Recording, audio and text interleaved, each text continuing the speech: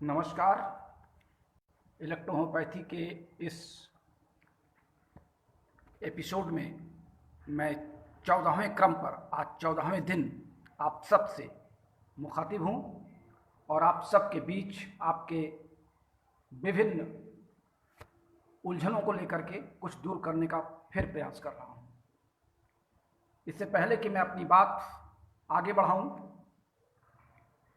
नाम लेने में तो बहुत समय बीत जाता है, इस नाते मैं उन सभी साथियों का केवल आभार व्यक्त करता हूं जो कल मेरे लेक्चर्स के बाद और आज लेक्चर आरंभ होने के पूर्व मुझसे फ़ोन कॉन्टेक्ट्स में जुड़े रहे। आप लोगों की बड़ी अच्छी प्रतिक्रियाएं भी आई। कई साथियों ने तो तन मन धन से मुझे सराहा भी है, लेकिन कुछ दुख भी है। दुख इस बात का है कि इलेक्ट्रोहोम्योपैथी के क्षेत्र में लकीर के फकीर बने रहने को हमारे कुछ साथी स्वयं भी उस सिद्धांत का पालन करते हैं और उनके पीछे जो फौज है उस फौज को भी अपने पीछे दौड़ने के लिए मजबूर करते हैं। नाम लेना उचित नहीं है, चूंकि नाम पर विवाद हो जाता है।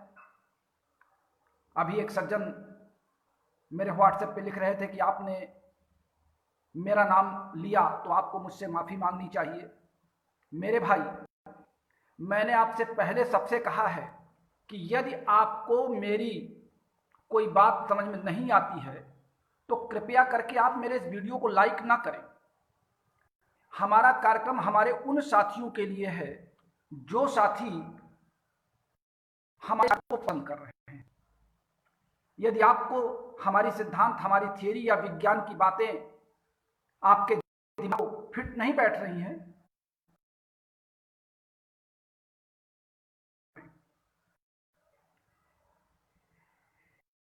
हाई स्कूल पास, वो भी उस जमाने के जब हाई स्कूल में विज्ञान नहीं पढ़ाया जाता था, ऐसे ऐसे लोग इलेक्ट्रोहोम्योपैथी में आकर के और मुझे सवाल करते हैं कि आप इलेक्ट्रोहोम्योपैथी में जीव विज्ञान और रसायन विज्ञान को क्यों सम्मिलित करते हैं। और उनका सवाल क्या बनता है कि आप जीव विज्ञान और रसायन विज्ञान को जब सम्मिलित कर देंगे तो इलेक्ट्रोहोम्योपैथी कैसे रह जाएगी। बड़ा ताज्जुब होता और हंसी भी आती है ऐसे नादान साथियों पर, क्योंकि उनको डॉक्टर बनने का भूत सवार हो, विज्ञान को नहीं समझना चाहते थे, विज्ञान को नहीं जानना चाहते थे। क्या कोई चिकित्सा विज्ञान बिना शरीर के अंगों पर आधारित है? उसमें शरीर की आवश्यकता नहीं है। और शरीर अगर है तो जीव विज्ञान को पढ़ना जरूरी है, और अगर शरीर की क्रियाओं को जानना है तो रसायन विज्ञान को भी जानना जरूरी है, क्योंकि फिजियोकेमिकल रिएक्शन जो शरीर आगे बढ़ ही नहीं सकती। यानी बिना शरीर क्रिया विज्ञान में रासायनिक विज्ञान का समावेश किए बिना कोई चिकित्सा विज्ञान आगे नहीं बढ़ सकती। कि आप किस विज्ञान की बात करते हैं, आप इसमें जीव विज्ञान क्यों कहते हैं, आप इसमें रसायन विज्ञान कहां से लाते हैं, आप इसमें नाइट्रोजन, हाइड्रोजन, अमोनिया आप बार बार अपने सिद्धांत में लाते हैं। तमाम सवाल ऐसे आए। हमारे कुछ ऐसे साथी जिन्होंने अपने तमाम ऐसे ग्रुप बना रखे, उस ग्रुप में उनका काम ही ये है कि वो एक दूसरे की बातों को ओवरटेक करके उस पर सवाल करके और अनावश्यक सवाल करके, जिसमें कोई व्यक्ति अपने मेन ट्रैक से बैक हो करके उनकी ओर आ जाए। इसीलिए मैंने किसी ग्रुप में अपने आप को सम्मिलित नहीं किया है, क्योंकि ग्रुप में सम्मिलित करने का तात्पर्य होता है कि मैं आपके हर सवालों पर उलझ जाऊं और अपने कीमती समय को बर्बाद करके आपके सवालों के जवाब में आ जाऊं। हमें अच्छा लगता है जो हमारे साथी कहते हैं कि आपका क्लास मुझे बहुत अच्छा लगा, आप इसको कंटिन्यू रखें। अहमदाबाद के हैं, एक साथी हैदराबाद के हैं। उन्होंने हमसे कहा, मैंने उनका ऑडियो टेप भी अपने संबंधित साथी को दिया था कि इसको शेयर किया जाए। ऐसे तमाम लोग हैं, लंबी लंबी पोस्ट लिख करके मेरे इस क्लास को लाइक कर रहे हैं। तो मेरा एक समीक्षा है अपने पिछले 14 दिनों के क्लास की, कि जैसे एक क्लास में एक टीचर किसी क्लास में आया और उसके क्लास में टीचर बहुत अच्छा पढ़ाए, टीचर बहुत खराब पढ़ाए, उससे उन विद्यार्थियों का कोई लेना देना नहीं होता जो उस विषय को दिमाग में बैठा नहीं पाते। उस टीचर द्वारा पढ़ाए गए कुछ ही छात्र उनमें से अच्छे निकल पाते हैं और कुछ आगे अच्छे बन जाते हैं। वही टीचर उन बच्चों को भी पढ़ाता, वही टीचर पूरे क्लास को पढ़ाता है, लेकिन ये गेन करने की क्षमता किसमें कितनी है, उसको कितना ग्रैप्स कर पाता है, ये बात निर्धारित करती है कि वो विद्यार्थी आगे भविष्य में उस टीचर के द्वारा कही गई बातों को कितना अमल करेगा और उसका उपयोग कहाँ कर ले जाएगा। यही बात हमारे इस क्लास में भी है। जब मेरा ऑनलाइन क्लास पूरे देश में प्रसारित हो रहा है, हमारे देश के 28 राज्यों के हजारों चिकित्सक इस लाइव प्रोग्राम को देख रहे हैं और विभिन्न यूट्यूब के द्वारा विभिन्न ग्रुपों में इसको शेयर किया जा रहा है, तो स्वाभाविक है कि उन लोगों में तो खलबली मचेगी ही जो अभी तक अपने आप को शहंशाह इलेक्ट्रोहोम्योपैथी में कह रहे थे। उन्हें लगा कि वो जो कह रहे हैं उनके बात को सभी पालन करेंगे, उनकी बातों का विरोध करने के लिए कोई उत्तर के आएगा नहीं। लेकिन हमारी कमेटी का तात्पर्य जो हमारे विचारों से मेल खाते हैं। आज सुबह डॉक्टर वी कुमार जी का फोन आया, आज सुबह डॉक्टर एम.एच. इदरीसी का फोन आया, आज डॉक्टर सुदामा प्रसाद जी का फोन आया, आज डॉक्टर अशोक शुक्ला का फोन आया, आज मेरे पास डॉक्टर पी.के. शुक्ला का फोन आया, गोंडा से ए.सी. त्रिपाठी का फोन आया, गोरखपुर से डॉक्टर मधेशिया का फोन आया, डॉक्टर आर.एल. यादव का फोन आया, जौनपुर, आजमगढ़, पंजाब, हरियाणा, असम। एक सज्जन ने केवल एपी लिखा था, तो मैंने उनसे पूछा आप अरुणाचल प्रदेश के हैं कि आंध्र प्रदेश के हैं, तो फिर उन्होंने क्लियर किया कि मैं आंध्र प्रदेश का हूं। तो ऐसे तमाम साथियों ने मुझसे फोन पर बात करके मुझे पुशअप किया कि आप अपना काम जारी रखें, जो आपकी बातों को समझेंगे वो मनन करेंगे, जो नहीं समझेंगे वो टीका टिप्पणी करते रहेंगे। उनका काम ही है टीका टिप्पणी करना, उनको उस बात को समझने में कोई दिलचस्पी नहीं है। उनको इस बात में दिलचस्पी है कि इसमें से कौन सी चीज हम कह दें जिससे सामने वाला भटक जाए और अपने रास्ते बदल दे। तो मेरे भी समझ में इस बात को मैंने अपने दिमाग में अच्छी तरह बैठा लिया कि मुझे आपके कमेंट से कुछ लेना देना नहीं है। मेरा एक निश्चित समय है, मैं अपने समय पर आ रहा हूं अपने उन साथियों की मदद करने के लिए जो इलेक्ट्रोहोम्योपैथी में भटके हुए हैं, जिनको गलत दिशा बताई गई है, जिनको गलत पुस्तकों के आधार पर उनके दिमाग को फीड किया गया है। मैं उनकी फीडिंग से कुछ अपनी फीडिंग डाल करके उनको रिफ्रेश करने के लिए इस कार्यक्रम को लागू कर रहा हूं। जो रिफ्रेश हो रहे हैं वो उसका लाभ ले रहे हैं, जो रिफ्रेश नहीं हो रहे हैं, जो बैक बेंचर बने हुए हैं, वो बैक बेंचर ही बने रह जाएंगे। यहीं पे मैं एक बात और कह दूं, दो मुख्य सवाल उभर के आपके विभिन्न कमेंट से आए थे, उनका जवाब देना मैं जरूरी समझता हूं। एक सज्जन ने कहा कि डॉक्टर अनिल श्रीवास्तव से पूछिए कि ये वही बी कुमार एंड कंपनी की टीम है जिसने 2004 में हाई कोर्ट में गलत व्याख्या करके इलेक्ट्रोहोम्योपैथी पर कुल्हाड़ी मारी थी। मेरे भाई, इलेक्ट्रोहोम्योपैथी का इतना बड़ा बीड़ा लेकर के doctor V Kumar and company पूरे देश में जानी जा रही है, तो क्या वी कुमार जी और उनकी कंपनी, जिसमें आप मुझे भी सम्मिलित कर रहे हैं, क्या हम लोग इतने मूर्ख थे कि हम कोर्ट को गलत स्टेटमेंट देंगे? हमने कोर्ट को वही बताया था जो बताना चाहिए था। हाँ, वहां पे गलती क्या हुई कि जो हमारे वकील साहब थे, चूंकि कोर्ट में हमको बहस करने के लिए अगर खड़ा किया जाए तो हम कोर्ट को अपनी बात बता सकते हैं। हमारे वकील ने उसको किस तरह रिप्रेजेंट वहां किया, और उस समय काटजू की कोर्ट थी। काटजू जी के बारे में मुझे कुछ कहना नहीं है, समाचार पत्र कहते हैं रिटायरमेंट के बाद बयान आते रहते हैं अखबारों में। इस नाते काटजू जी के व्यक्तिगत विचारों को एक जज जब बैठता है कुर्सी पर, तो नियम, पुस्तकों का आधार, आर्टिकल और लिटरेचर के आधार पर व्याख्या करके अपना निर्णय देता है। लेकिन काटजू जी किसी केस के बारे में जो निर्णय देते थे वो अपने दिमाग और अंतर्यात्मा में उनके पता नहीं क्या उथल पुथल रहती थी, उसके आधार पर अपना निर्णय देते थे। हमारे लिम्फ और ब्लड को अगर काटजू जी आंसू समझ बैठे तो उसमें बी कुमार का क्या दोष है और अनिल श्रीवास्तव क्या दोष है? हमने तो वहां लिम्फ और ब्लड की व्याख्या की थी ना।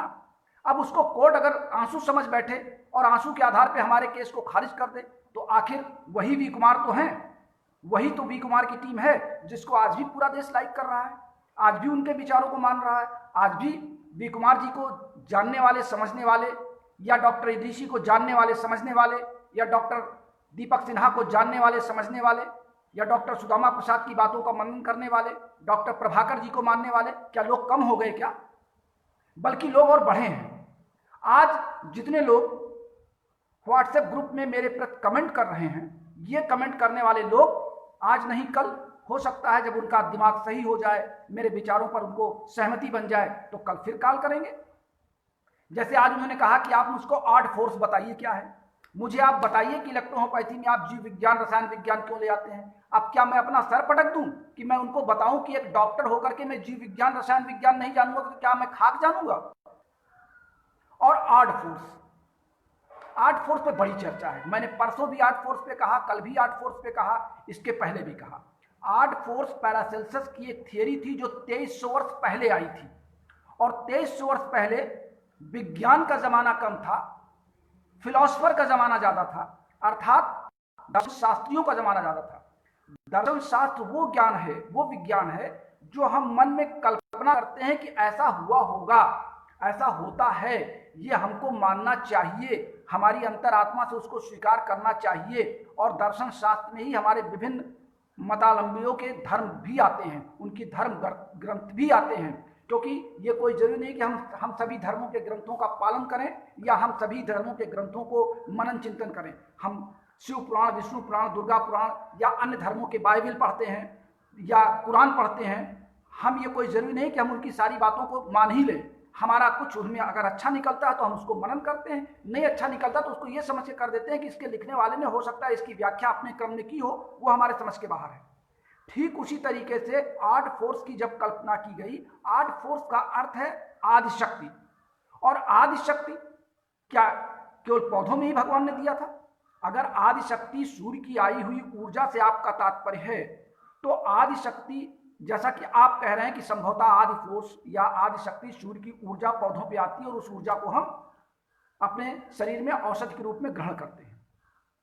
यानी आपको जो बताया गया है, जो आपको सिखाया गया है, वो ये सिखाया गया है कि पौधों में आदि शक्ति होती है, उस आदि शक्ति को हम दवा के रूप में शरीर में इस्तेमाल करते हैं और हम रोग मुक्त होते हैं।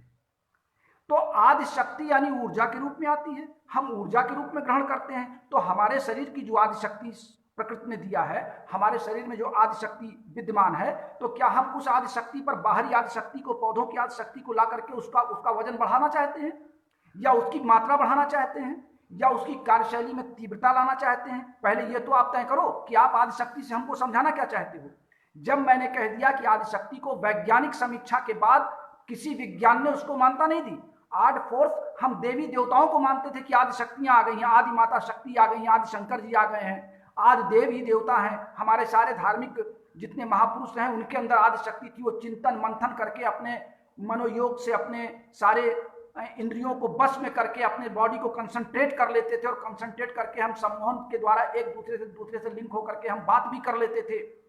उसे आदि शक्ति का प्रयोग माना जा सकता है। लेकिन अगर आप ये कहें कि आदि शक्ति हमारे पौधों में है और वही आदि शक्ति हम दवाओं के रूप में, ऊर्जा के रूप में ले रहे हैं, आदि शक्ति को आप ऊर्जा बता रहे हैं, तो ऊर्जा, शारीरिक ऊर्जा जितनी आदि शक्ति प्रकृति ने जंतुओं में दे रखी है, उतनी ही आदि शक्ति वनस्पतियों में दे रखी है। वनस्पतियों में अलग आदि शक्ति और हमारे शरीर में अलग आदि शक्ति, या हमारे शरीर की आदि शक्ति है क्या? आदि शक्ति यही है, हमारे पास सोचने, समझने, बोलने, अपने आप को मेंटेन करने का हमको प्रकृति ने एक प्राकृतिक पावर दे रखा है। प्राकृतिक पावर, पौधों में क्या प्राकृतिक पावर है? उनका स्वतः बढ़ना, उनका भोजन बनाना, उनका ऑक्सीजन निकालना, कार्बन डाइऑक्साइड छोड़ना, यही आदि शक्ति है ना। भगवान ने आदि शक्ति को डिवाइड किया, हम ऑक्सीजन लेते हैं और पौधे कार्बन डाइऑक्साइड लेते हैं, दोनों की क्रिया अलग अलग है। वो हमारा भोजन बनाते हैं, हम उनके भोजन को उपयोग करते हैं, उनके भोजन से हमारी कोशिकाओं को भोजन मिलता है, ऊर्जा मिलता है, हमारी कोशिकाएं उससे कार्य करती हैं। आदि शक्ति का तात्पर्य ये है, आदि शक्ति का तात्पर्य औषध से नहीं है। और अगर आदि शक्ति, जितने भी लोग हैं वो आदि शक्तियों के विभिन्न रूपों में माने जा सकते हैं। ऐसी दशा में हम आदि शक्ति को वैज्ञानिक रूप से न प्रमाणित कर पाए हैं, और ना ही किसी विज्ञान ने आदि शक्ति या आर्ट फोर्स के बारे में कोई प्रमाणिक तथ्य सामने रखा भी है। अगर रखा होता तो भी मैं उसका चिंतन मनन करता कि हाँ, ये बात विज्ञान साबित कर रहा है। आदि शक्ति सिर्फ और सिर्फ एक दार्शनिक विज्ञान से निकल के उठ करके 2300 वर्ष पहले, आज हम 2300 वर्ष के बाद फिर आदि शक्ति पर ही हैं। हम जब ये बार बार बता रहे हैं कि पौधों और की कोशिकाओं में और हमारी कोशिकाओं में पाए जाने वाले एंजाइम्स समान होते हैं, हमारे एंजाइम्स की क्रियाशीलता जब हमारी कोशिकाओं में घटती है तो हम बाहर से जो औषध लेते हैं वो एंजाइम्स ही लेते हैं, और वो एंजाइम्स आकर के हमारी शरीर की क्रियाओं को समाहित करते हैं, उनकी मात्रा को बनाते हैं।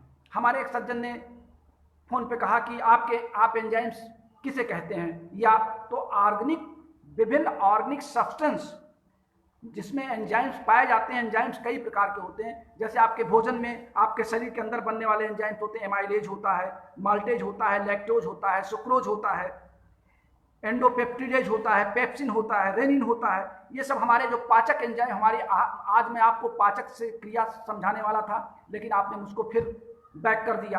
तो हमारे शरीर के आहार नाल में प्रकृति ने, अब उसी आदि शक्ति को फिर मान लें, हमारे आदि शक्ति के रूप में हमारे शरीर में वो एंजाइम्स बनाए गए हैं। हमारे शरीर के अंग वो एंजाइम्स निकालते हैं जो पाचन क्रिया में सहयोग करते हैं। जब ये एंजाइम्स कुछ कमजोर पड़ जाते हैं तो हम औषधि के रूप में बाहर से एंजाइम लेते हैं अपने शरीर में, और वो एंजाइम्स आके इन एंजाइम्स के साथ मिलकर फिर अपनी क्रिया को सटीक कर देते हैं।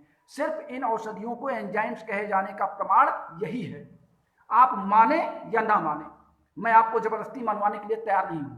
जो जैसी प्रक्रिया, मैंने उन सज्जन से यही कहा कि अगर आपको मेरी बात समझ में नहीं आती है तो आप मेरी बात ना मानिए। हालांकि उन्होंने मेरे फोन कॉल को टेप करके उसका ऑडियो विभिन्न ग्रुपों में डाल दिया और कहा कि मेरी बात का जवाब दिए बिना इन्होंने फोन काट दिया। मैं आपके फोन पर क्या जवाब दूं, जब मुझे पता है कि आपका बेसिक क्वालिफिकेशन केवल हाई स्कूल है और आप दो जगहों को बिलोंग करके दो अलग अलग नामों से मेरे पास गलत फोन करते हैं, और मेरे कॉल आईडी पर एक ही नंबर दो लोगों का नाम बताता है। आप जब भी मेरे पास फोन करते हैं तो उस कॉलर आईडी पर एक ही नाम आता है। नाम नहीं लूंगा, सिर्फ इशारा कर रहा हूं। तो जब आप अपने आप को दो स्थानों पर एक ही व्यक्ति हमसे दो बार फोन करके दो तरह के नाम से बात करता है, तो मैंने फिर आपके बारे में भी सर्च करना, पता किया कि आप हैं कौन। और जो इतिहास निकल के आया, ये इतिहास निकल के आया कि मेरे एक बहुत पुराने मित्र जो मेरे साथ कभी KNH मेडिकल कॉलेज में फिजियोलॉजी और एनाटॉमी के साथ पढ़ाने जाया करते थे, जब डॉक्टर V कुमार ने कानपुर में कॉलेज खोला था, उस कॉलेज में मेरे सहयोगी जो थे, आज उन्हीं का वो शिष्य है जो आज मुझसे सवाल कर रहा है, जिसको खुद नहीं पता है कि बायोलॉजी क्या है, केमिस्ट्री क्या है, इतिहास क्या है, भूगोल क्या है। उन्होंने उसकी क्वालिफिकेशन भी बताई, उसकी योग्यता भी बताई और उसके क्रियाकलाप भी मुझे बता दिए। तो ऐसी दशा में मैं आपके अनावश्यक सवालों को, मैं अगर फोन कॉल आपका काट न दूं तो मैं करूं क्या? बहुत लंबी बातचीत आज आपसे हुई। अब आता हूं कुछ आपसे। सबसे पहले तो आप दर्शन कर लें हमारे श्रद्धेय गुरु डॉक्टर रमाशंकर जी के। इनकी वेशभूषा, इनका आकार, इनका रंग, इनकी दाढ़ी और जटा से शायद आपको कोई ऋषि महात्मा ही नजर आते होंगे। और जब ये प्रैक्टिस करते थे, जब मैं इनके संरक्षण में था, तो इसी रूप में ये बैठते थे रोगियों के पास। हम लोग इनको इसलिए डॉक्टर नहीं कहते थे, श्रद्धेय बाबा जी ही कह करके पुकारते थे। और ये उनकी प्रेरणा है जो आज मैं इतने दिन तक शांत रहा। पता नहीं कहां से उनकी आत्मा मेरे अंदर उतर आई है कि मैं जो भी बोल रहा हूं ठीक इसी तरीके से वो भी अपने सामने वाले को समझाने का प्रयास करते थे। मैं बाबा जी का, अपने श्रद्धेय गुरु जी का आभार व्यक्त करता हूं, इनका अभिनंदन करता हूं कि इनकी आत्मा मेरे पास आ चुकी है इस लॉकडाउन में, जो आप तक पहुंच रही है। आप इसको माने या ना माने, अगर आप विज्ञान के विद्यार्थी हैं तो विज्ञान इन बातों में विश्वास करता है कि जीन्स प्रोटेक्टिव होते हैं, प्रोटेक्टिव जीन्स के साथ आत्माएं अमर और अजर होती हैं, और आत्माएं जिस व्यक्ति को अपने बहुत प्रिय करीब समझती हैं, उनके पास कभी कभी जाकर के उनसे वार्ता भी करती हैं। और शायद ऐसा होता है कि रमाशंकर जी मेरे पास कभी कभार नहीं, अक्सर आते हैं और मुझे बताते हैं कि तुमको ये चीज करना चाहिए, तुमको ऐसा करना चाहिए, तुमको ऐसा करना चाहिए। मैं इस चित्र को इसलिए लेकर आया कि आप सब कम से कम रमाशंकर जी के दर्शन तो कर लें। अभी तक आपने उनका नाम सुना था, आप इनके दर्शन कर लीजिए। एक महान आत्मा, एक साधु की जैसी आत्मा, डॉक्टर रमाशंकर जी की एकमात्र फोटो मेरे पास है जिसको मैंने संजो के रखा है। बहुत छोटे स्टिकर में इनकी एक फोटो V कुमार जी ने किसी पत्रिका में छापी थी, लेकिन इस साइज की फोटो इनकी एकमात्र केवल मेरे पास ही है। इसके बाद आइए अब हम चर्चा करते हैं।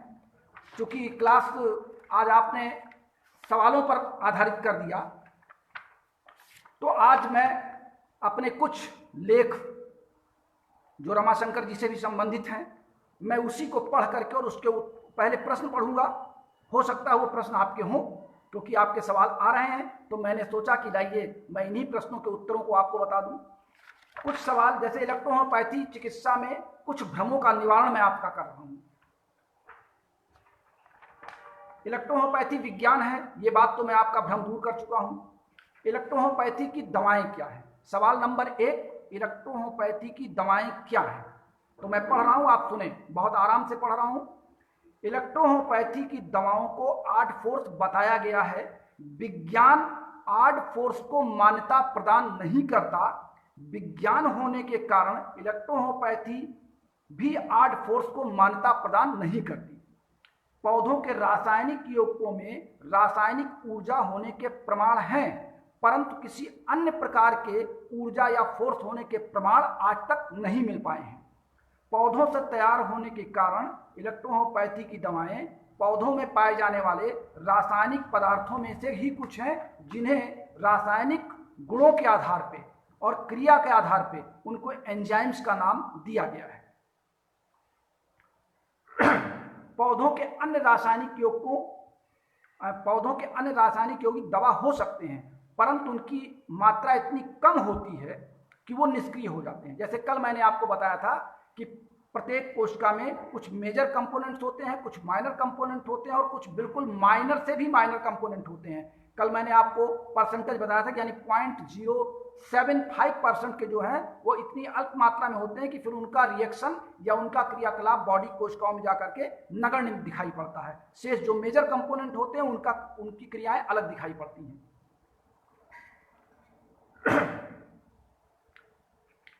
अब अगला सवाल है, इलेक्ट्रोहोम्योपैथी की दवाओं को ऑर्गेनिक या ऑर्गन वाइज अंगों की दवाएं कहने से तात्पर्य क्या है? क्यों हम इन्हें अंगवार दवाएं कहते हैं? सुनिए, फिजियोलॉजिकली एक्टिव, ये दवाएं फिजियोलॉजिकली एक्टिव हैं। और फिजियोलॉजिकली एक्टिव कहां होता है? हमारे शरीर के ऑर्गन में, अंग में। उन रासायनिक यौगिकों को फिजियोलॉजिकल एक्टिव कहा जाता है जो अंगों के कार्यों को सामान्य से अधिक या कम करते हैं। वे स्वस्थ आदमी में सिम्टम्स पैदा करते हैं या आदमी से प्रक्रिया करके भौतिक रासायनिक कार्य करते हैं या उसे हानि पहुंचाते हैं। इलेक्ट्रोहोम्योपैथी को छोड़ के अन्य चिकित्सा पद्धतियों में फिजियोलॉजिकल एक्टिव दवाओं का ही प्रयोग होता है, पदार्थों का ही प्रयोग होता है। लेकिन इलेक्ट्रोहोम्योपैथी की जो दवाएं हैं ये फिजियोलॉजिकली एक्टिव नहीं हैं, केवल हमारी इलेक्ट्रिसिटी फिजियोलॉजिकल एक्टिव हैं। इसीलिए हम बार बार कहते हैं कि इलेक्ट्रिसिटी का प्रयोग तात्कालिक रूप से आप करें। जब आपको लगे कि आपका रोगी बहुत बेहाल है, इसको इलेक्ट्रिसिटी दे करके इसके ऑर्गन की क्षमता को बढ़ाना चाहिए, इसके कार्य की क्षमता को या हमारी अपनी दवाओं की कार्य क्षमता को बढ़ाना चाहिए। जब आपको लगे कि हाँ रोगी अब सामान्य दशा में आने की स्थिति में है, तो आप इलेक्ट्रिसिटी का प्रयोग बंद कर दीजिए, उसको केवल औषधियाँ चलाइए। इलेक्ट्रिसिटीज आपकी क्या काम करती हैं? उन 32 एंजाइम्स को ऑर्गन तक पहुँचाने के बाद उसको तेज या कम करती हैं, क्योंकि ऑर्गन वाइज या उनके फंक्शन वाइज इलेक्ट्रिसिटी का मैंने आपको अलग व्याख्या दी थी। जब हम फिजियोलॉजिकली एक्टिव और डिसएक्टिव की बात करते हैं, तो फिजियोलॉजिकली एक्टिव और डिसएक्टिव औषधियाँ हमारी फिजियोलॉजिकली एक्टिव औषधियाँ हैं इलेक्ट्रिसिटीज, और डिसएक्टिव है हमारी बाकी 32 औषधियाँ। इसीलिए इनको दो प्रकार की औषधियाँ माना गया।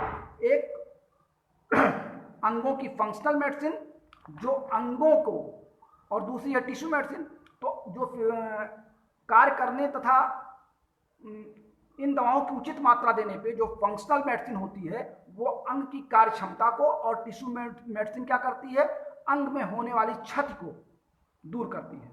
यानी जो हम दवा देते हैं फंक्शनल मेडिसिन हमारी एस ग्रुप है, P group, when group, F group, L group, A group, और टिश्यू मेडिसिन में हमारी सी ग्रुप है। तो जब हम फंक्शनल मेडिसिन अंगवार चुनते हैं तो फंक्शनल मेडिसिन उन अंगों की कार्य क्षमता को पर नियंत्रण करती हैं, और टिश्यू मेडिसिन जाकर के उन अंगों में होने वाली क्षति अगर कोई हो रही है, उनके कोशिका में किसी कारण से क्षति हो रही, उसकी वो पूर्ति करती हैं। ये दोनों मेडिसिन की अलग अलग व्याख्या है, जो मैं आगे आपको जब एस ग्रुप के मेडिसिन पढ़ाऊंगा और जब सी ग्रुप पढ़ाऊंगा तो वहाँ पर मैं इसकी पूरी व्याख्या आपको दूंगा। क्योंकि आप मेरा चाहे जितना विरोध कर रहे हो, लेकिन जो साथी मुझे लाइक कर रहे हैं उनको बताना मैं अपना फर्ज समझता हूँ, मैं अपना वो लक्ष्य रखती हूँ कि मुझे कहाँ तक आपको बताना है। मैं अभी आपको ये नहीं बता पाऊंगा कि मैं अपना क्लास बंद कब करूंगा, ये क्लास मेरा अभी चलता रहेगा। मैं आपको वहां तक ले जाना चाहता हूं जहां तक आप पहुंचना चाहते हैं। हमारे वो साथी जो अच्छे स्कॉलर हैं, इलेक्ट्रोहोम्योपैथी को एक विज्ञान के दृष्टिकोण से देख रहे हैं और विज्ञान के दृष्टिकोण से इसको समझ रहे हैं। मेरा क्लास उन बुजुर्गों के लिए कतई नहीं है जो आर्ट फोर्स को मान रहे हैं पैरासेल्सियस की थियरी को मान रहे हैं, निगेटिव पॉजिटिव और डाइल्यूशन को मान रहे हैं, पोटेंसी को मान रहे हैं, वो अगर इलेक्ट्रो कॉम्प्लेक्स होम्योपैथी के सिद्धांत को, होम्योपैथी के सिद्धांत की बैसाखी को लेकर के चलना चाह रहे हैं, तो मेरी शुभकामनाएं उनके साथ है कि वो जो कर रहे हैं वो करते रहें। उनके लिए मेरे इस लेक्चर का कोई काम नहीं है, वो अपने रास्ते रहे, मैं अपने रास्ते पे हूं।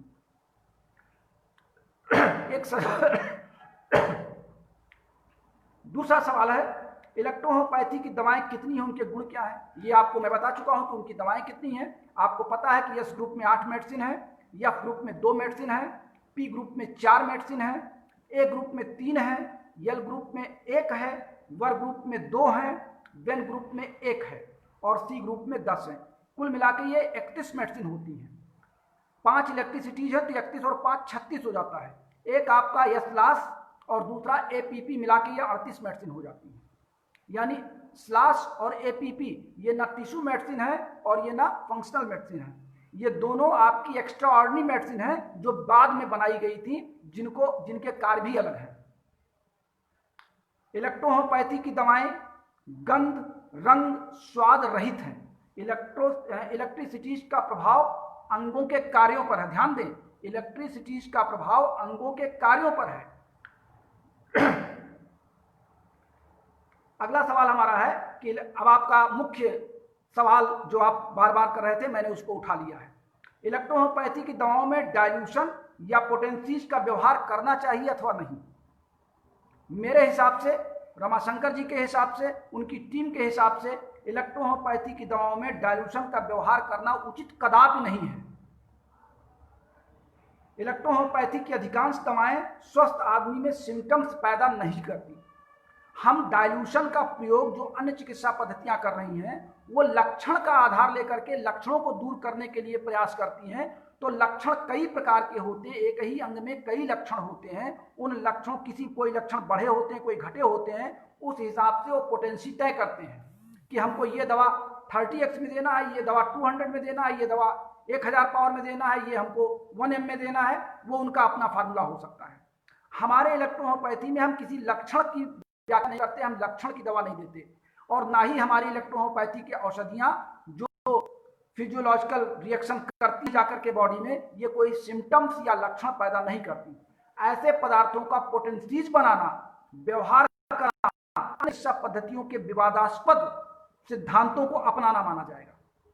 हम उनकी बैसाखी पर नहीं चल रहे। यही तो वो पैथियां कहती हैं कि आप इलेक्ट्रो शब्द लगा के फ्रॉड कर रहे हैं, और वही आप दर्शाना भी चाह रहे हैं। आप जब बार बार उन्हीं की क्रियाओं को, उन्हीं प्रतिक्रियाओं को आप सरकार के सामने, जनता के सामने, रोगी के सामने और खास करके अपने साथ में पढ़े लिखे डॉक्टरों के सामने भी आप कहते हो डाइल्यूशन कौन सा हम दें, पोटेंसीज कौन सा हम दें, हम निगेटिव दें कि पॉजिटिव दें। अजीब बात है। अभी मैं आपका अगला भी ले रहा हूं। व्यवहारिक रूप से एंजाइम होने के कारण इलेक्ट्रो होम्योपैथी की दवाएं एक निश्चित मात्रा से कम होने पर पूरी तरह कारगर नहीं होती। अब आप ये भी समझ लीजिए, जो लोग कहते हैं डोज क्या दें, रोगी के शरीर के अनुपात में, रोगी 5 साल का है, 2 महीने का बच्चा है, 50 साल का वृद्ध है, 70 किलो उसका वजन है, 100 किलो उसका वजन है, उसके शरीर में फैट ज्यादा है, बॉडी वेट ज्यादा है या कम है, उस आधार पर हम एंजाइम्स की मात्रा को उसके शरीर में प्रवेश कराते हैं, तब जाके वो काम करती है। ये स्पष्ट लिखा है हम लोगों ने, और अपने रिसर्च के दौरान देखा है कि किसी एक 5 साल के बच्चे को क्या हम 50 बूंद दवा दे सकते हैं? 5 साल के बच्चे को हो सकता है 2 बूंद की दवा की जरूरत हो, और वही दवा, वही शिकायत जो 5 साल के बच्चे में, वही शिकायत एक 50 साल का वृद्ध लेकर के हमारे पास आता है। तो हम क्या वही बूंद इस्तेमाल करेंगे? कदापि नहीं करेंगे। हम उस औषध की मात्रा बढ़ाएंगे उसके उम्र के हिसाब से, उसके शरीर के वजन के हिसाब से। इसीलिए एंजाइम्स की मात्रा हर शरीर में अलग अलग प्रोसीड की जाती है, और एंजाइम्स की मात्रा एक ही निश्चित मात्रा में कारगर नहीं हो सकती। यही एंजाइम की सबसे बड़ी विशेषता, क्योंकि एंजाइम्स को जिस अपक्रिया के लिए जितनी आवश्यकता होगी उतनी मात्रा में दिया जाएगा, तभी वो जाके उस अपक्रिया को प्रेरित कर पाएगी। एंजाइम्स की यद्यपि बहुत सूक्ष्म मात्रा होता है, हम बूंद बढ़ाएंगे तब भी उसकी मात्रा सूक्ष्म ही रहेगी औषध की, लेकिन हमको खुराक बढ़ानी पड़ेगी। डॉक्टर रमाशंकर जी के संरक्षण में रह करके मैंने देखा था कि किसी रोगी को 5 गोली कहते थे डाल दीजिए, और किसी रोगी को वही शिकायत लेकर के दूसरा आता था, कहते थे कि इसके में 40 गोली डाल दो। वही शिकायत सेम रहती थी, लेकिन औषध की मात्रा बढ़ा दी जाती थी। हम रोग जब लगता है कि पेशेंट ज़्यादा प्रभावित है तो हम उसकी खुराक बढ़ा देते हैं, और छोटा बच्चा होता तो खुराक कम कर देते हैं।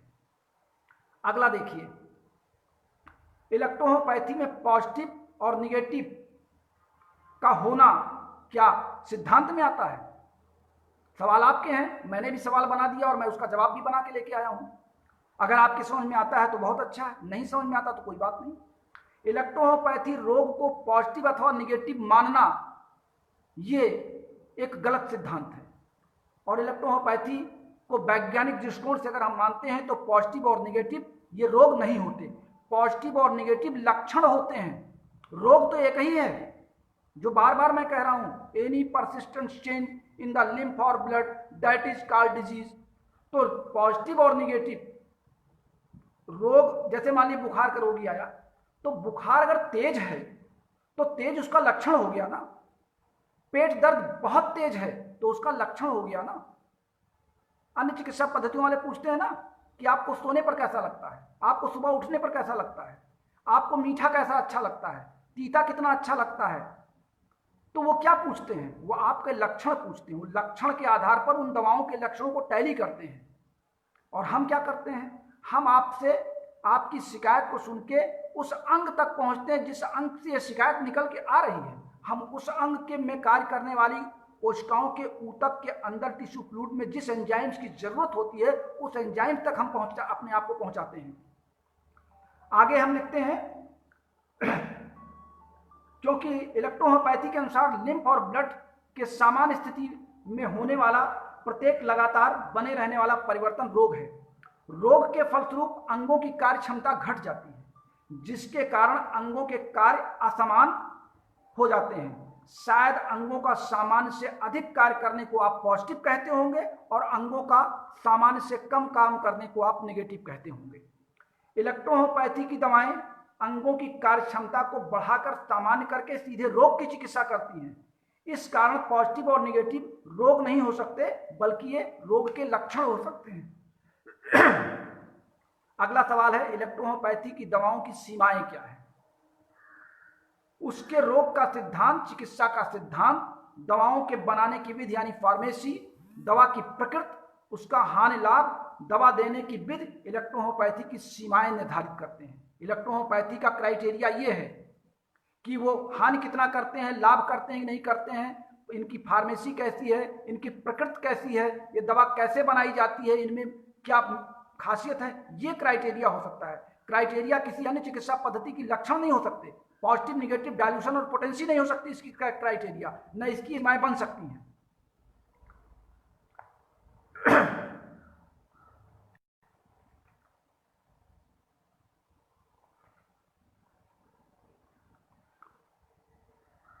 इलेक्ट्रोहोम्योपैथी का क्या कोई सिद्धांत प्रतिपादित अभी तक है? संभवतः इलेक्ट्रोहोम्योपैथी के सिद्धांत के रूप में अभी तक किसी लेखक ने इलेक्ट्रोहोम्योपैथी के नाम पर कोई सिद्धांत बनाया नहीं था। जो सिद्धांत बना था वो क्या बना था? कॉम्प्लेक्सिस क्यूरेंटर। लेकिन इलेक्ट्रोहोम्योपैथी में इसका कोई स्थान हमने नहीं दिया, हमने इसको कॉम्प्लेक्स इलेक्ट्रोहोम्योपैथी का नाम दिया। ये समझना कि इलेक्ट्रोहोम्योपैथी में बहुत से का मिश्रण है, इस नाते इसको कॉम्प्लेक्स कहा जाए, ये बहुत बड़ा धोखा है। प्रत्येक दवा कई पौधों से बनती जरूर है, एक एक पौधे में हजारों रासायनिक यौगिक भी होते हैं। ऐसी दवा कॉम्प्लेक्स समझी जा सकती है। विभिन्न रासायनिक तत्वों का समावेश को कॉम्प्लेक्स कह सकते हैं, विभिन्न पौधों के मिश्रण को कॉम्प्लेक्स कह सकते हैं, लेकिन हम औषधि को कॉम्प्लेक्स पैथी मान के ये नहीं कह सकते। पर दवा को व्यवहारिक रूप से एंजाइम पाने पर एवं सभी जीवों में लगभग एक ही प्रकार के एंजाइम्स होने पर हम इसको कॉम्प्लेक्स नहीं मान सकते। हेलो भैया, मेरा क्लास चल रहा है, अभी कृपया डिस्टर्ब ना करें, आप ऑनलाइन आ जाइए, मेरे क्लास का आनंद लीजिए। अभी आधे घंटे बाद बात कीजिए। ओके। मैं बार बार आप सबसे अनुरोध करता हूं, लेकिन आपके फोन आते रहते हैं। फोन उन लोगों के आ रहे हैं जो शायद अभी क्लास पर ऑनलाइन है नहीं, या बाद में केवल यूट्यूब का ही मजा लेना चाहते हैं। तो व्यवहारिक रूप से एंजाइम पाने जाने पे सभी जीवों में लगभग एक ही प्रकार के एंजाइम्स होते हैं, और इलेक्ट्रोहोम्योपैथी की दवा को कॉम्प्लेक्स मानना एंजाइम्स की गतिविधियों के कारण बिल्कुल कठिन है।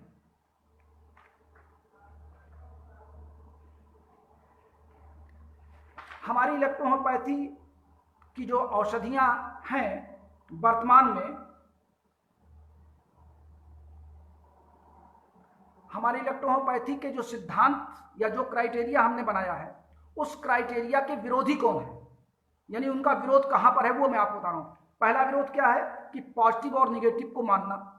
इलेक्ट्रोहोम्योपैथी में पॉजिटिव और निगेटिव रोग को मानना ये सबसे बड़ी बाधा है वर्तमान के प्रैक्टिस में, क्योंकि ये एक रटी रटाई लिखी लिखाई भाषा है। एक इलेक्ट्रो कॉम्प्लेक्स होम्योपैथी का फार्मूला है, सिद्धांत है, उस सिद्धांत को इलेक्ट्रोहोम्योपैथी पर जबरदस्ती कारण वही है कि जिन लोगों ने मोटी मोटी किताबें लिखी हैं वो विज्ञान के जानकार नहीं थे, वो इलेक्ट्रोहोम्योपैथी पर चिंतन मनन नहीं कर पाए। उन्होंने अपना बिजनेस बनाया, अपने स्कूल कॉलेज को चलाने के लिए अपने नाम से किताबें छापी और इनका उनका उठा करके एक मोटी किताब बनाई और अपना नाम दे दिया और एक पब्लिशर का नाम दे दिया। उन्होंने उस पर मंथन चिंतन गहन अध्ययन बिल्कुल नहीं किया, और अगर वो करते तो आज ये नौबती नहीं आती कि इलेक्ट्रोहोम्योपैथी के विभिन्न लोग विभिन्न तरीके के पट बोल रहे होते।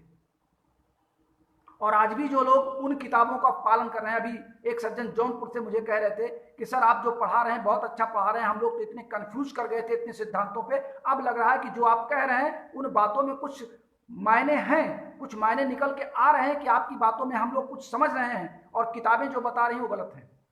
किताबें 10 गोली रात में सोने से पहले, 5 गोली सोने के बाद, या सोन खाने के पहले, या खाने के बाद, यही बताती हुई शुरू से अब आज तक चली आ रही है। लोशन, ऑइंटमेंट, फाहा देना, इंजेक्शन लगाना, हेयर टॉनिक बनाना, हेयर ऑयल बनाना, यही बताया जा रहा है इलेक्ट्रोहोम्योपैथी को। दूसरी बाधा क्या है? दवाओं को पॉजिटिव और निगेटिव पोटेंसी के आधार पर मानना, यह भी एक बड़ी बाधा है। तीसरा है दवाओं में कैप्सूल, सुई, टिकिया, ऑइंटमेंट, मलहम, लोशन बनाना, यह भी इलेक्ट्रोहोम्योपैथी के प्रगति में बाधा बन रहा है।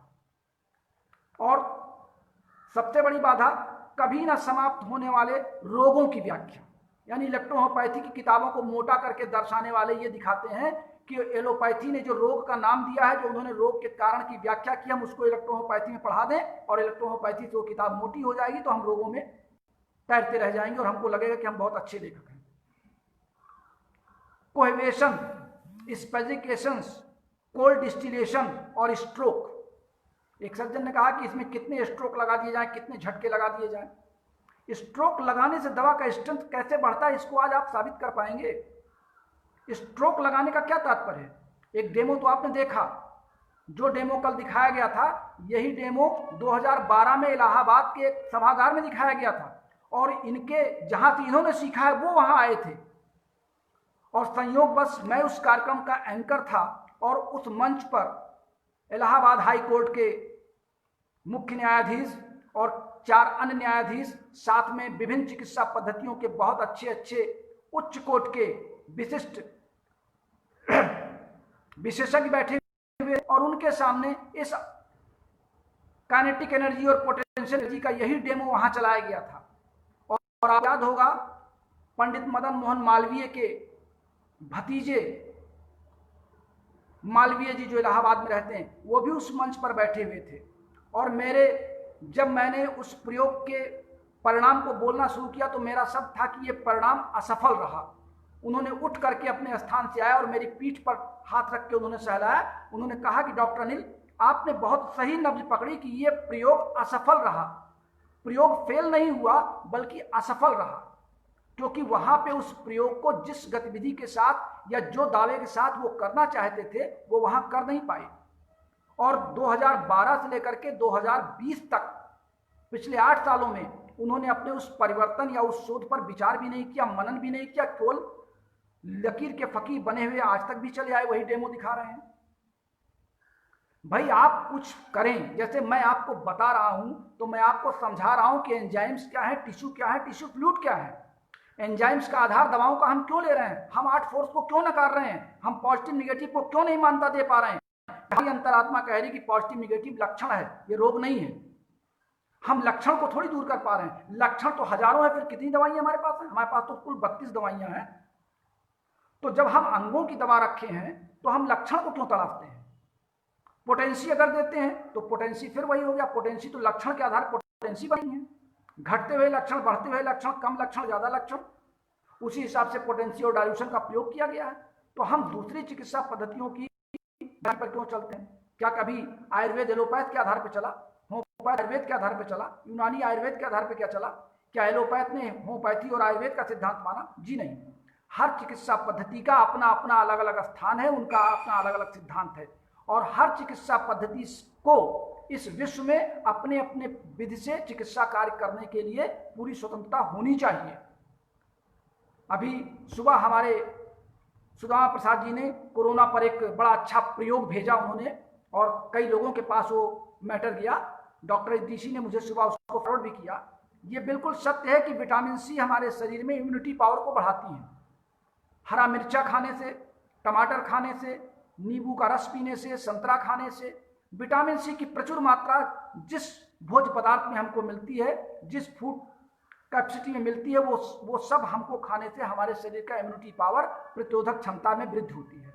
हम कोरोना वायरस को भगाने की या उसको समाप्त करने की दवा तो नहीं बना पाए हैं, और अभी कोई भी पैथी नहीं बना पाई है, कोई भी विज्ञान नहीं बना पाया। मैंने इस पर चर्चा भी किया था। ये मैन मेड वायरस है, इस नाते इसकी दवा नहीं बन पा रही है। ये सेल्फ वायरस होता, आदि प्रकृति द्वारा बनाया गया वायरस होता, तो अब तक इसकी दवा एंटीडोज इसका बन गया होता। तो हम कर क्या सकते हैं? हम सभी चिकित्सा पद्धतियों में केवल इम्यूनिटी पावर को इंक्रीज करने की बात कर रहे हैं। जिस प्लाज्मा को देने की बात पिछले 10 दिनों से बहुत हाईलाइट हो रही है, वैज्ञानिकों ने भी कहा कि प्लाज्मा कोरोना वायरस की औषध नहीं है। हाँ, प्लाज्मा देने से कोरोना वायरस का इन्फेक्शन, बॉडी की इम्यूनिटी पावर को इंक्रीज करने में हमको उनके रोगियों पर कुछ अच्छे परिणाम दिखाई पड़ रहे हैं। ये उन्होंने एक्सेप्ट किया। ये WHO की रिपोर्ट है, MCRI की रिपोर्ट है। तो हम इलेक्ट्रोहोम्योपैथ होकर के हम भी इम्यूनिटी पावर को इंक्रीज करने की बात कर सकते हैं, और इम्यूनिटी पावर को बढ़ाने के लिए, अपने शरीर की प्रतिरोधक क्षमता को बढ़ाने के लिए हम इसका प्रयोग कर सकते हैं। बड़ा दुर्भाग्य रहा कि एक सज्जन जो सुप्रीम कोर्ट चले गए, उन्होंने कहा हमको प्रयोग करने की इजाजत दी जाए, और सुप्रीम कोर्ट ने नकार दिया, याचिका खारिज कर दी। उनको सुप्रीम कोर्ट जाने की आवश्यकता क्या थी? जब कोई भी चिकित्सा पद्धति अभी तक कोरोना वायरस का एंटीडोज नहीं बना पाई है, तो अन्य चिकित्सा पद्धतियां भी प्रयोग कर रही थी, करती। हमको कोई मरीज तो मिला नहीं कोरोना वायरस का जिस पर सरकार कहे कि आप प्रयोग करिए। तो नहीं हम प्रयोग कर सकते हैं, तो कम से कम हम अपने परिवार के सदस्यों की इम्यूनिटी पावर इंक्रीज कर सकते हैं। अपने इष्ट मित्रों को करके बता सकते हैं, भैया ये खाने में बढ़ा लो, इससे आपके शरीर की प्रतिरोधकता वृद्धि होगी, जिससे कोई बाहरी अटैक से आप बच जाओगे। हम ये तो कर सकते हैं ना। इस देश के नागरिकों के लिए, एक सामाजिक नागरिक होने के नाते, एक चिकित्सक होने के नाते हम ये तो कर सकते हैं, वही हमको करना भी चाहिए। फिलहाल ये आज के कुछ सवाल थे जो आपके इलेक्ट्रोहोम्योपैथी के दिशा में भ्रम उत्पन्न कर रहे थे। मैंने अपने प्रयास से इन भ्रमों को काफी हद तक विस्तार रूप में बता करके आपके दिमाग को एक बार रिफ्रेश किया है। मैं उन तमाम साथियों से एक बार पुनः क्षमा चाहता हूं जो ये कहते हैं मुझसे क्षमा मांग लीजिए। मैं इस ऑनलाइन आप उन सब से क्षमा मांगता हूं जिनको मेरी बात खराब लगती हो, और उन सब का आभारी हूं जिनको मेरी बात अच्छी लगती हो। जो अच्छी लगती है वो इसको मनन करें, चिंतन करें, विज्ञान के साथ इसको जोड़ करके अध्ययन करें। जहां पर भी मेरी जरूरत समझे, मैं उनके मदद के लिए सदैव तैयार हूं। और जिनका काम सिर्फ विरोध ही करना है, जिन्होंने अपने विरोध करने के लिए, वाद विवाद करने के लिए, हास परिहास करने के लिए विभिन्न ग्रुप बना रखे हैं और लिखते हैं डॉक्टर अनिल श्रीवास्तव मुझसे स्वयं बात करें, डॉक्टर अनिल श्रीवास्तव इसका जवाब दें, डॉक्टर अनिल श्रीवास्तव बताएं आर्ट फोर्स क्या है, इलेक्ट्रोकेमिस्ट्री क्या है वो बताएं। तो डॉक्टर अनिल श्रीवास्तव के पास इतने काम नहीं है कि हम आपके जवाब सवाल आपके व्हाट्सएप पे लिखें फिर आप बवाल करें। हमने बहुत मंथन के बाद ग्रुपों से अपने आप को अलग किया है, और विरोध भी वहीं होता है जहां पर बाजा बजता है। आप अगर मेरे विरोधी नहीं निकलेंगे तो मैं अपने आप को सतर्क कैसे करूंगा? फिर तुझे अहंकार हो जाएगा कि मैं जो बता रहा हूं वही अच्छा है। इस नाते मेरी बातों का विरोध करने वाले भी जो निकल के आएंगे तो मैं उनके विरोध के द्वारा किए गए प्रश्नों को आपके लेक्चर में समाहित भी करूंगा और आपको संतुष्ट करने का प्रयास भी करूंगा। इस नाते वो जो विरोध कर रहे हैं वो मेरे अच्छे साथी हैं, वो मेरे अच्छे आलोचक हैं जो मेरी बातों की आलोचना करके मुझको सतर्क कर रहे हैं कि मुझे ये बात भी बतानी चाहिए। मैं उनका भी आभार व्यक्त करता हूं। मेरा किसी से कोई विरोध नहीं है। पूरे भारत के इलेक्ट्रोहोम्योपैथी के नाम पे जितने भी साथी हैं सब मेरे अच्छे मित्र हैं, और मैं उनको मित्र की तरह ही ट्रीट करता हूं। जो सीनियर है मैं उनका सम्मान करता हूं, और जो मुझसे उम्र में जूनियर है मैं उनको स्नेह प्रदान करता हूं। जाने से पहले मैं एक बात और क्लियर कर दूं आज का क्लास खत्म करने से। हाई कोर्ट की बात मैंने आपको बता दिया कि वहां पे ना डॉक्टर वी कुमार की गलती थी, ना डॉक्टर अनिल श्रीवास्तव की गलती थी, वहां पर कोर्ट पर बैठे लोगों के समझ की गलती थी, और वो जो आदेश आया वो फ्लो में आदेश किया गया। हालांकि होता यह है कि अगर डॉक्टर वी कुमार काश वो आदेश करा ले जाते तो वी कुमार जिंदाबाद हो जाता, और वी कुमार के कोर्ट में जाने से कोर्ट ने थोड़ा सा डिसबैलेंस किया तो वी कुमार मुर्दाबाद भी हो गए, और कई दिनों तक चला। ऐसे ही अगर मेरी बात आज एंजाइम थियरी को भारत सरकार तक मैं पहुंचा दूं, हालांकि मैंने अपने पूरे नोट्स लिख लिए हैं और लॉकडाउन के बाद मैं भारत सरकार तक ये बात अपनी पहुंचाने का प्रयास करूंगा, पूरे सिद्धांतों के साथ, पूरे पेपर्स के साथ, पूरे प्रमाण के साथ मैं उनको पूरा बंच बना करके स्पीड पोस्ट करने वाला हूं। अगर भारत सरकार मेरी बात को सुन लेती है और उसको गहन अध्ययन करती है कि हाँ इनमें कुछ बातें आ रही हैं, ये मैं नहीं मानता कि मेरी हर बात को सरकार मान ले या आईडीसी कमेटी मान ले या केंद्र सरकार के बैठे विशेषज्ञ उस बात को समझ लें, लेकिन फिर भी जैसे लोग प्रयास कर रहे हैं समझाने का, वैसे मैं भी प्रयास करूंगा। हो सकता है मेरी बात को वो फॉलो कर ले जाए, जैसे उत्तर प्रदेश सरकार के चिकित्सा शिक्षा प्रमुख सचिव ने मेरी बात को फॉलो किया, उन्होंने मेरी बात का मंथन किया, उनको लगा कि हाँ ये व्यक्ति कुछ बातें सही कह रहा है। तो ऐसे अगर कोर्ट ने हमारी उस बात को नहीं माना था, अब आपने हमसे सवाल किया, एक सज्जन ने कहा कि अनिल श्रीवास्तव और अन्य लोग अगर इतने ही विद्वान थे तो आज तक आईडीसी कमेटी के सामने क्यों नहीं गए। इस पर सुबह चर्चा हो रही थी डॉक्टर इदरीसी से। जब आईडीसी कमेटी के लिए जाने से पहले एक बैठक की गई जहां पे 100 से अधिक लोग इकट्ठा थे, मुझे भी बुलाया गया था। चूंकि मैं कानपुर या दिल्ली नहीं रहता हूं, मैं कानपुर से भी 300 किलोमीटर दूर बस्ती रहता हूं। दिल्ली में आज आप कहें तो मैं सुबह दिल्ली मुझे ट्रेन से ही आना है, हमारे यहाँ फ्लाइट की सुविधा नहीं है, और मैं इतना बड़ा डॉक्टर भी नहीं हूं कि मैं फ्लाइट बुक करके आपके पास तक पहुंचूं। डॉक्टर वी कुमार जी ने, इदरीसी जी ने, एचएन लाल ने मुझसे संपर्क किया कि क्या आप चलना चाहेंगे, तो मैंने उनको अपनी मजबूरी बताई कि मुझे कम से कम एक दिन अपने सर्विस से छुट्टी लेनी पड़ेगी, अपने उच्च अधिकारियों को बताना पड़ेगा। एक सज्जन कह रहे थे कि वो सर्विस ही नहीं करते छुट्टी अवकाश क्या लेंगे।